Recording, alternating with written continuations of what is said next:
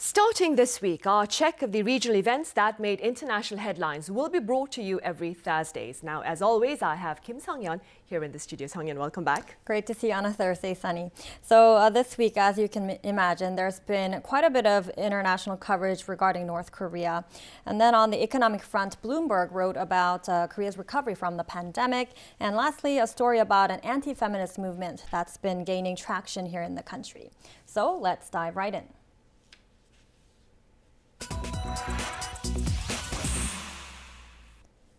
Just days after South Korean President Moon Jae-in vowed to make a final push for peace with the North Korean regime, the North's official KCNA Thursday said North Korea test-fired a hypersonic missile that successfully hit its target Wednesday morning.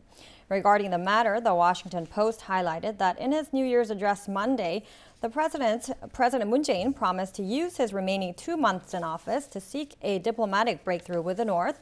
But at the other end of the spectrum, North Korean leader Kim Jong-un pledged to bolster his military in his speech on New Year's Eve.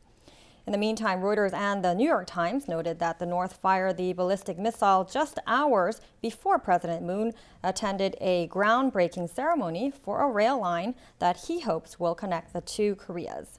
The reports further emphasize that this is the first launch since fall that underscores Kim's New Year's vow, which in turn challenges Moon's efforts to restart dialogue. Nevertheless, Reuters mentioned that according to analysts, Kim's latest intentions do not necessarily indicate that he has completely closed the door on diplomacy. But the New York Times made note that the North's recent tests surely indicate that the North has been developing more sophisticated ways of delivering nuclear and other warheads. Right, and staying with North Korea-related stories, Sung-yeon, I believe a defector recently made his way back across the border. Tell us about that. Right, Sunny. So on New Year's Day was a person crossed the border from South Korea to North Korea. And it does turn out that he is likely a defector who had come through the same heavily fortified border from the other direction to settle in South Korea in late 2020. So the Associated Press reported that according to Korea's Defense Ministry, it is suspected that it was an earlier North Korean defector who crossed the border back to North Korea on New Year's Day. The former North Korean citizen was captured south of the border in November of 2020, who had identified himself as a former gymnast and told investigators at the time that he had crawled over barbed wire fences to defect to the south. Although South Korea has asked North Korea at this time to ensure the person's safety, the North has yet to elaborate on the defector, hence his fate is unknown. Other foreign media reports, including AP, noted that the double defector worked as a cleaner and struggled financially in South Korea, prompting him to make the dangerous journey back to the North after a hard time making ends meet. AP also pointed out that only about 30 defectors have gone back to North Korea in the past 10 years, with observers suggesting the returnees probably failed to adjust to life in South Korea in most of these cases. The report also noted that defecting via the border is rare, as most defectors come through China. I see.